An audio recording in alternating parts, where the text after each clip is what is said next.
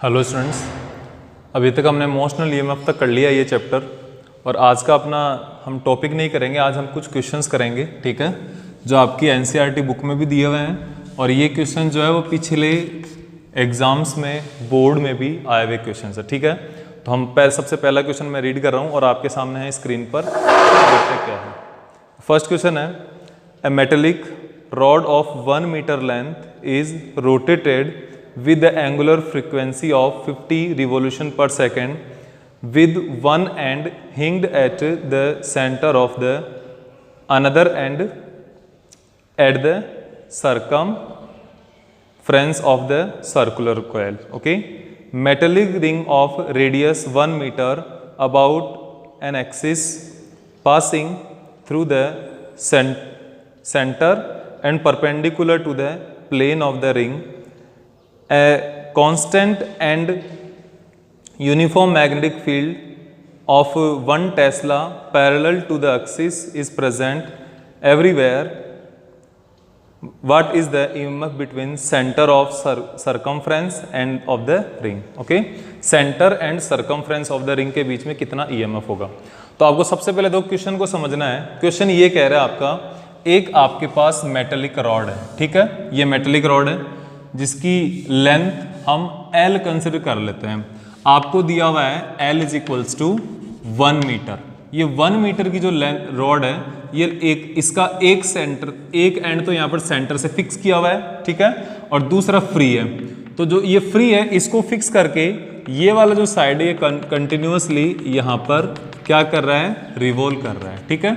ये इस तरीके से रिवॉल्व करेगा और जब ये लगातार रिवॉल्व करेगा, इसकी फ्रीक्वेंसी कितनी है, फ्रीक्वेंसी है nu is equals to 50 revolution per second. ये आपके पास इसकी फ्रीक्वेंसी दी हुई है, ठीक है।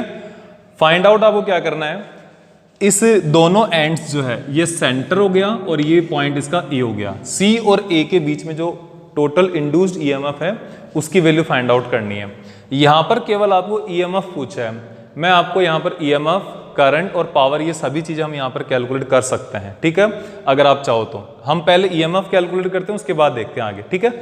तो ईएमएफ कैलकुलेट करने के लिए आपको सबसे पहले ये पता है कि जब ये रिंग, ये एक सरकमफ्रेंस है, ये रिंग है ना पूरी, ये रिंग है, सरकमफ्रेंस है, और इस सरकमफ्रेंस और सेंटर के बीच में ये रॉड लगी हुई है। तो यहां पर क्या होगा, ये रॉड जब रिवॉल्व करेगी, ये रिवॉल्व करे इस डायरेक्शन में, तो यहां पर ये एरिया स्वीप कर रही है, ठीक है, ये एरिया बना रही है ना यहाँ पे। ये जो एरिया होगा, जैसे जैसे टाइम आगे बढ़ेगा वैसे वैसे इसका रिवोल्यूशन लगातार इंक्रीज होता जाएगा। एक टाइम पर सपोज ये थीटा एंगल पर है, फिर थोड़े टाइम के बाद ये सपोज यहाँ आ गए तो एरिया और इंक्रीज हो गया, फिर ये यहाँ आ गए तो एरिया और इंक्रीज हो गया। तो ये लगातार इसके थ्रू आउट ये एरिया क्या होता जाएगा, इंक्रीज होता जाएगा।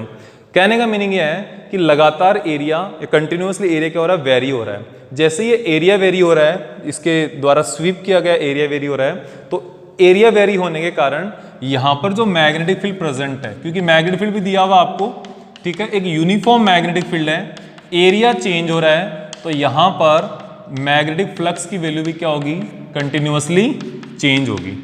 और जो एरिया चेंज हो रहा है जिसके कारण मैग्नेटिक फ्लक्स चेंज हो रहा है, तो मैग्नेटिक फ्लक्स चेंज होने से यहां पर आपको क्या मिलेगा, इंड्यूस्ड ईएमएफ मिलेगा, ठीक है ना।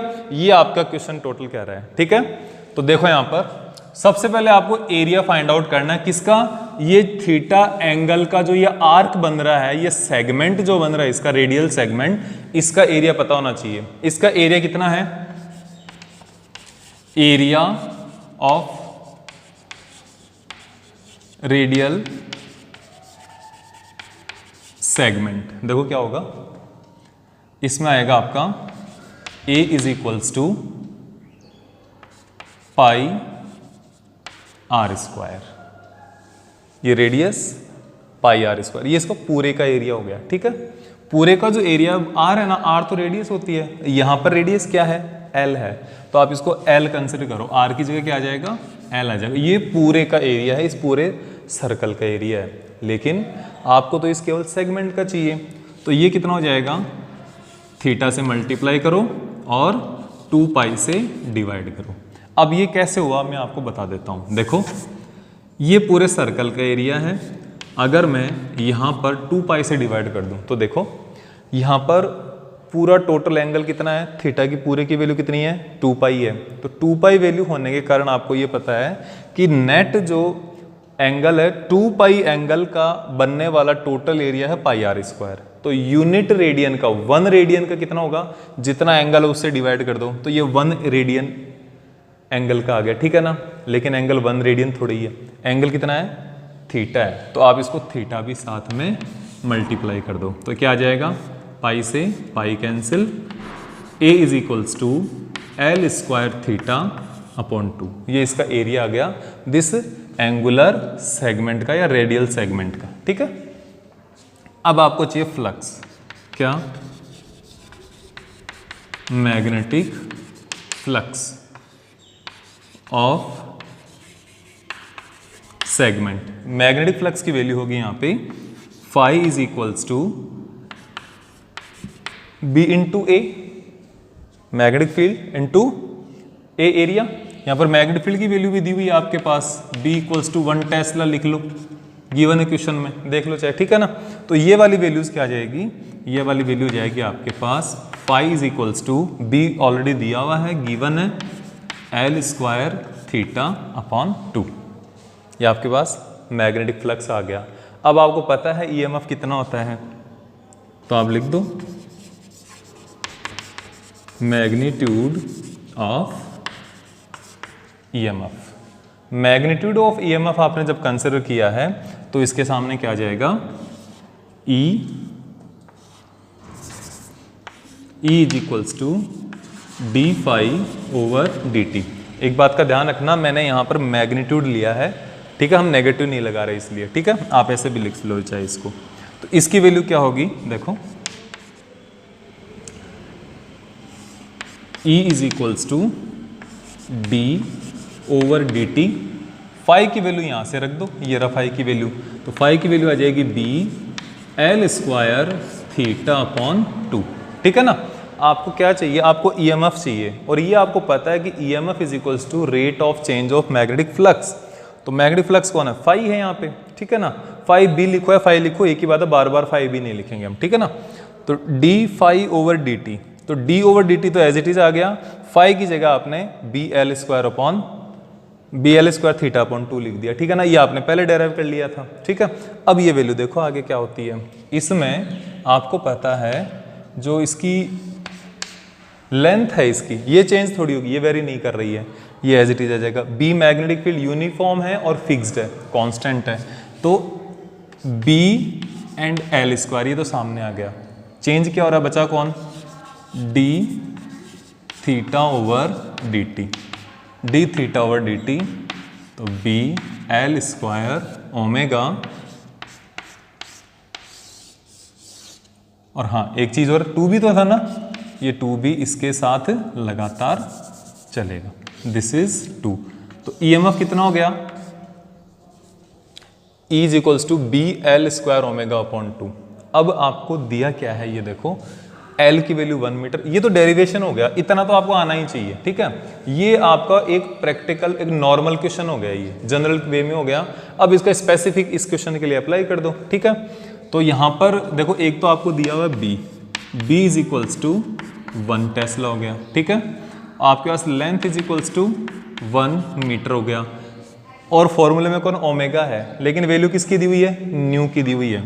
तो ओमेगा से न्यू कितना होता है, 2 पाई न्यू, यानी omega is equals to 2 pi, nu की वैल्यू कितनी है, 50, ओके। तो ये आ जाएगा 100 pi radian per second. Angular frequency है ना, तो रेडियन पर सेकेंड आएगा। एंगुलर डिस्प्लेसमेंट होता है, रेडियन आता है, ठीक है। तो आपके पास ये वैल्यू आ गई, E इज इक्वल्स टू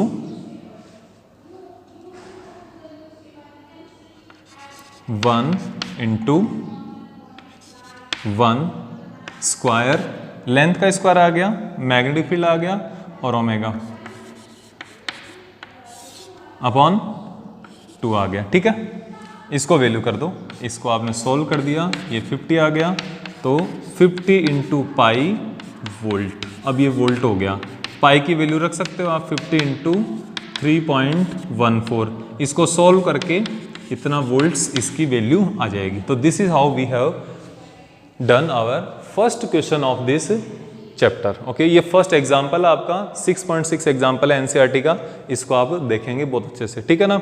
ये बहुत बार एग्जाम्स में आया हुआ है, ये एज इट इज डेरिवेशन आया हुआ है यहाँ तक, और ये एज इट इज न्यूमेरिकल भी आया हुआ है, ठीक है। थोड़ा बहुत चेंज करके सीबीएसई का बहुत ही फेवरेट क्वेश्चन है ये, मैं भी मानता हूँ, और ये आपको भी बहुत अच्छे से रेडी करना है, ठीक है ना। इससे आसान क्वेश्चन हो ही नहीं सकता। ये कम से कम 3 मार्क्स में आता है ये क्वेश्चन। अगर ये यहां से लेकर अगर यहां तक आ रहा है, कितने मार्क्स में आएगा? 3 मार्क्स में आएगा, ठीक है। तो स्टूडेंट्स, अपना नेक्स्ट क्वेश्चन है, उसका डायग्राम तो यहां पर है, क्वेश्चन आपके सामने, आप पढ़ो इसको। The arm PQ of the rectangular conductor is moved from x equals to 0 to the right side. The uniform magnetic field is perpendicular to the plane and extend from 0 to x equals to b, and is 0 for x is greater than b. Only the arm PQ possesses substantial resistance R. Consider the situation when arm PQ is pulled towards x equals to 0 to x equals to 2b, and then it is moved back to the x equals to 0 with constant speed v. Obtain the expression for flux, induced EMF, force necessary to pull the arm, and power dissipated in joule heat. Okay, sketch the variation of these quantities with time. आपको यहाँ पर क्या करना है, ये PQ side है, P Q R S, ये एक लूप है, ठीक है। 3 साइड्स क्या है यहाँ पर इसकी फिक्स है, कंडक्टर है पूरा, और ये जो PQ साइड है ये इसकी मूव हो सकती है, ठीक है। ये इस डायरेक्शन में मूव हो सकती है और इस डायरेक्शन में मूव हो सकती है, ठीक है।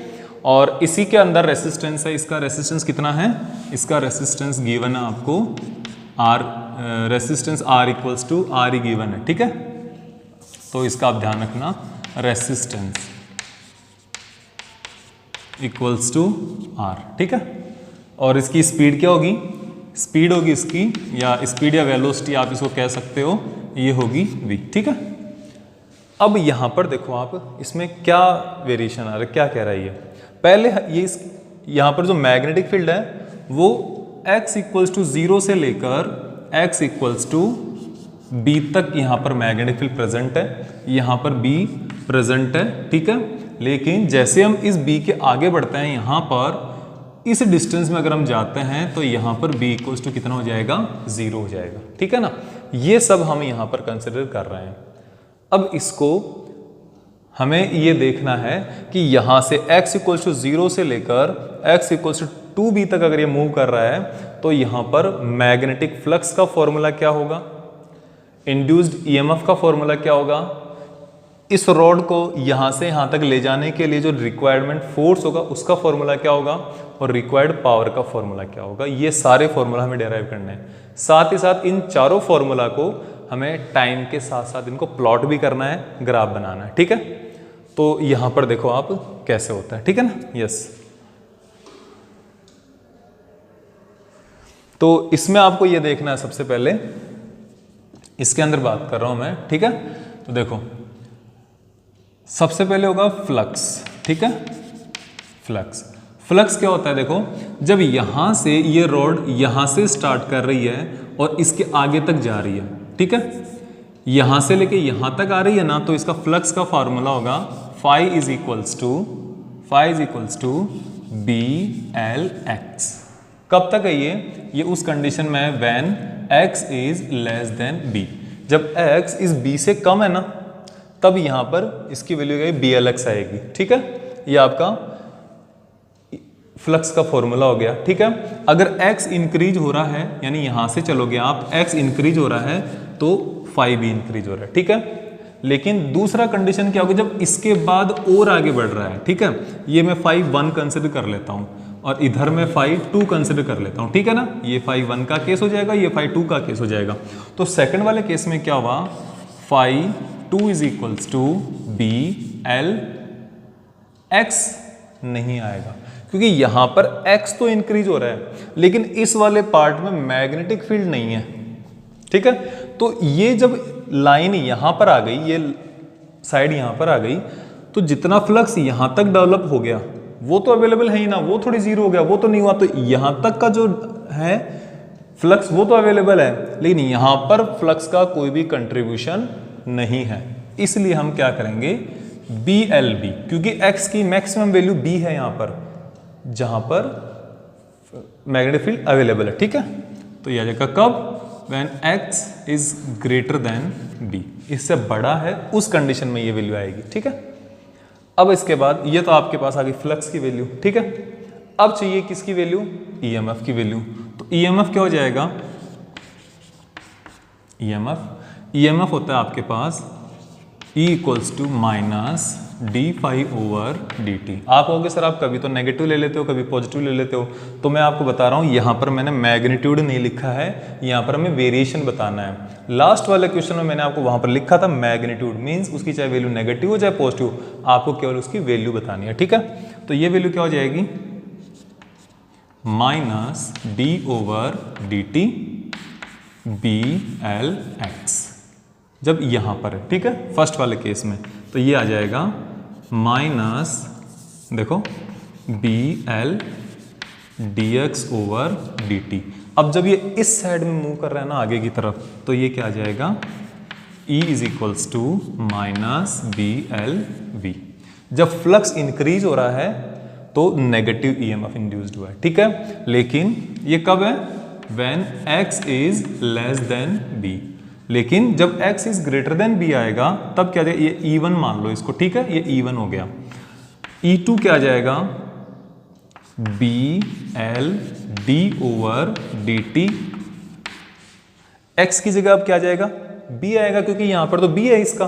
ठीक है, तो जैसे ये B आया तो ये वैल्यू क्या, कांस्टेंट है, कांस्टेंट का डिफरेंशिएशन क्या हो जाएगा, कांस्टेंट का डिफरेंशिएशन हो जाएगा 0। ठीक है, तो आप कह सकते हो E2 = 0 कब, when x is greater than B। Okay, x जब B से बड़ा है तो ये 0 हो जाएगा। ठीक है ना, अब आपको क्या चाहिए, ये EMF हो गया, ये फ्लक्स हो गया, अब आपको चाहिए फोर्स। तो फोर्स के पहले आपको क्या चाहिए, नहीं डायरेक्ट लिख दो फॉर्मूला, डायरेक्ट आप लिख दोगे तो क्या आ जाएगा, इसका फोर्स का फॉर्मूला होता है F = B² L² V/R। इसका रेडियस हो, इसका रेसिस्टेंस हो गया। ठीक है, जब ये इसका रेसिस्टेंस हो गया यहां पर, तो V क्या है, नेगेटिव में। ठीक है, V नेगेटिव होगा, आगे चलोगे तो नेगेटिव होगा, तो फोर्स भी क्या आएगा, नेगेटिव आएगा। कब आएगा ये फोर्स नेगेटिव, जब यहां पर आपके पास B is less than, sorry X is less than B। ठीक है, X is less than B, और यहां पर X is greater than B होने पर वेलोसिटी तो है लेकिन मैग्नेटिक फील्ड कितना है, 0 है। तो ये F1 हो गया और ये F2 हो गया। 2 कौन सा केस है, ये वाला केस है। 1 कौन सा है, ये वाला केस है। ठीक है, तो ये वैल्यूज आपके सामने आ गई। अब इसके बाद आपके पास आने वाला है यहां पर पावर। तो पावर के लिए क्या होगा, पावर होगा B² L² V²/R। ये हमने जो लास्ट वाला टॉपिक किया था ना मोशनल EMF का, तो उस टॉपिक में ये क्या था, अपने पास डेरिवेशन था। ठीक है, तो इस डेरिवेशन को आगे जब सोल्व करोगे आप, तो ये वहां पर सही हो जाएगा। ठीक है ना, तो इसके लिए देखो आप कैसे आएगा, B² L² V²/R। ठीक है, अब यहां पर एक चीज देख सकते हो क्या, कि अगर V नेगेटिव में है, वेलोसिटी नेगेटिव में है, तो भी उसका स्क्वायर पॉजिटिव में आना है, और अगर V पॉजिटिव में तो भी उसका स्क्वायर पॉजिटिव में ही आना है। ठीक है, तो ये आज आपके पास आ गई P1 की वैल्यू, पावर P1। ओके, और अगर P2 की बात करें, ये कब का है, जब X is less than B। Okay, 0 कब, जब X is greater than B, क्योंकि यहां पर जब X B से बड़ा है तो यहां पर मैग्नेटिक फील्ड कितना हो रहा है, 0 हो रहा है। ठीक है, तो ये आपका इलेक्ट्रोमैग्नेटिक इंडक्शन पर एक क्वेश्चन हो गया, बहुत बढ़िया। अब इसका ग्राफ पर प्लॉट करना है, तो ग्राफ कैसे प्लॉट करेंगे वो देखो आप, ठीक है। ये आपके पास मैंने यहाँ पे ग्राफ बना लिया। सबसे पहले मैं यहाँ पे इंट्रोड्यूस करूंगा आपके लिए फाई, ओके। फाई क्या होता है? बी एल एक्स वैल्यू होती है वैसे तो, ठीक है ना। तो फाई की वैल्यू आपके पास क्या है, मैं एक टर्म ले लेता हूं, ये x ये 0 हो गया, ठीक है। ये x इक्वल्स टू क्या हो गया, x इक्वल्स टू ये जा रहा है b तक, x इक्वल्स टू b तक जा रहा है, ये x equals to twice of b तक जा रहा है। मतलब आप ये कंसिडर कर लो, ये वाला जो पॉइंट है ना, ये यहां तक आया, फिर ये इसके आगे चला गया, ठीक है। तो यहां पर देखो, इसके बाद 0 से जैसे ये यहां से आगे बढ़ा, ठीक है, तो फ्लक्स फाई की वैल्यू क्या हो रही है, इंक्रीज हो रही है। तो b तक तो ये क्या हो रहा है, x के साथ, मतलब जैसे जैसे x इंक्रीज हो रहा है उसके साथ साथ ये फ्लक्स इंक्रीज हो रहा है। लेकिन इसके बाद b के आगे x तो इंक्रीज हो रहा है लेकिन फ्लक्स इंक्रीज नहीं हो रहा है, तो यहां पर ये वैल्यू क्या आ गई, कांस्टेंट आ गई, ठीक है, ओके। और अब ये वापस b तक आ रहा है, मींस यहां से जाके वापस यहां आएगा, ठीक है। जब वापस यहां आएगा तब भी इसका जो फ्लक्स है ये क्या है, कांस्टेंट है। और समझ में आ रहा है ना, फिर से देख लो एक बार कि यहां से ये x इक्वल टू 0 से स्टार्ट किया और x इक्वल 0 से लेकर x इक्वल टू b तक गया ना, तब तो ये लगातार फ्लक्स इंक्रीज हो रहा है क्योंकि x के साथ साथ ये इंक्रीज होगा।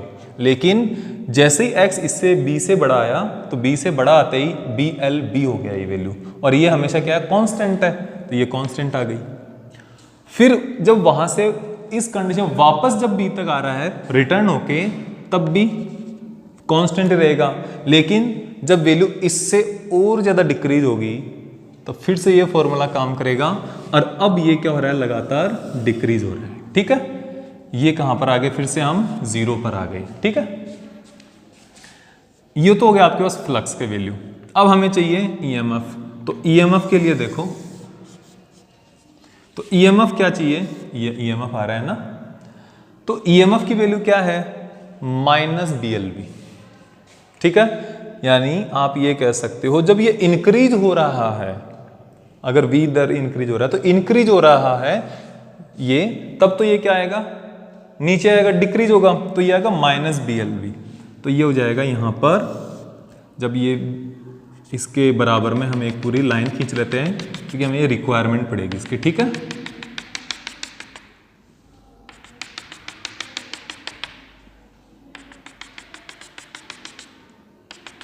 तो ये तो क्या हो गया आपके पास,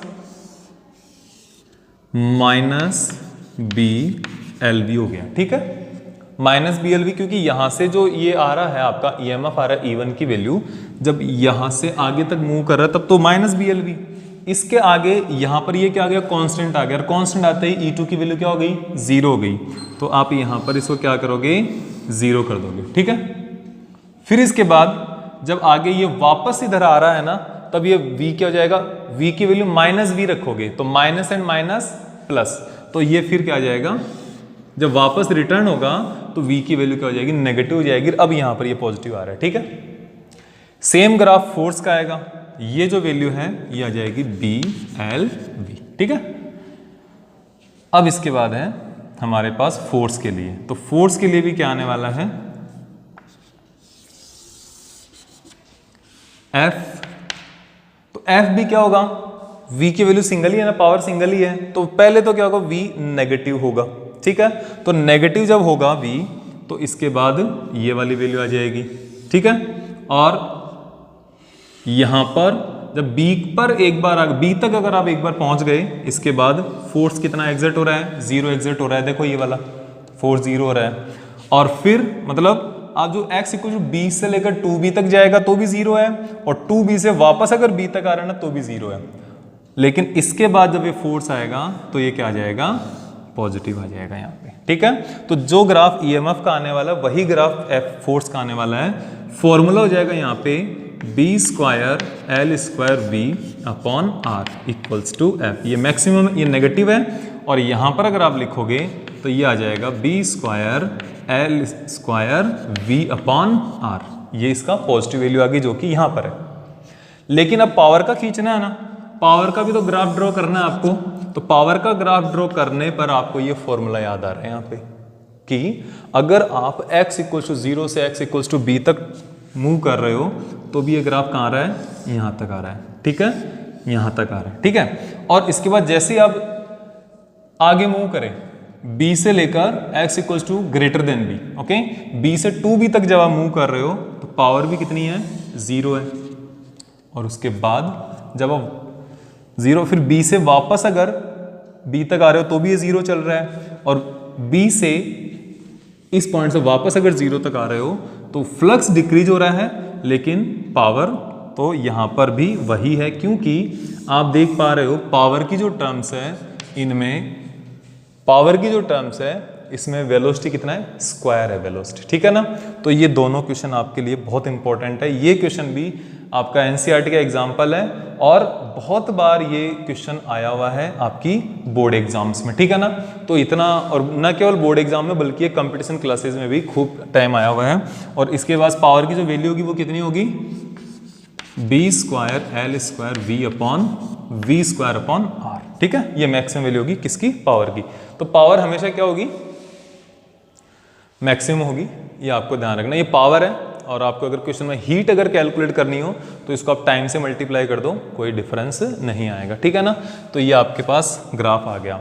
अब यहाँ पर आप टाइम भी लिख सकते हो, आप टाइम लिखोगे क्योंकि टाइम के साथ साथ ही आगे बढ़ रहे हैं वो भी चलेगा।